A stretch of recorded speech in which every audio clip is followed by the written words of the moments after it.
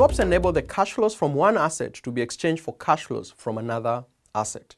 Cross-currency interest rate swaps are designed to hedge foreign currency asset or liability values. They involve the exchanging of both interest and principal amounts, which are denominated in two different currencies, and they are used by borrowers and investors to convert an exposure in one currency, such as the US dollar, into another currency, such as the Australian dollar.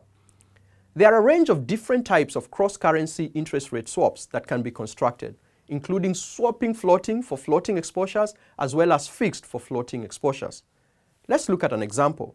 Consider an Australian organization which has an existing $1 million US borrowing with Bank A, which has a floating rate based on the London Interbank Offered Rate. The organization wants to convert its US dollar borrowing exposure into an Australian dollar exposure and decides to enter into a cross-currency interest rate swap with a counterparty, Bank B. The diagram highlights how the arrangement works at the start of the swap. A1 indicates the receipt of the initial US dollar loan from Bank A.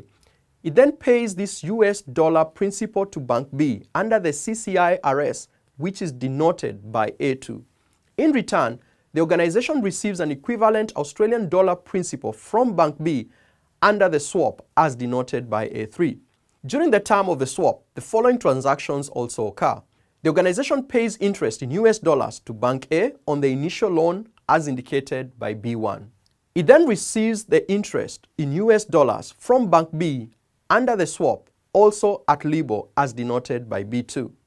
The organization also pays interest in Australian dollars to Bank B under the swap at the bank bill swap rate, plus an agreed cross-currency spread or fee, plus a credit margin and a bank's profit margin. This is denoted by B3. We can see that the US dollar interest amounts net off each period, leaving an Australian dollar interest exposure. Finally, at maturity of the swap, the following transactions occur. The organization repays the Australian dollar principal back to Bank B under the swap as denoted by C1. In return, it receives the US dollar principal back from Bank B under the swap as denoted by C2. It then repays the original US dollar principal to Bank A as noted under C3. The net outcome of the cross-currency interest rate swap is that the organization has synthetically converted its US dollar floating rate borrowing into an Australian dollar floating rate exposure.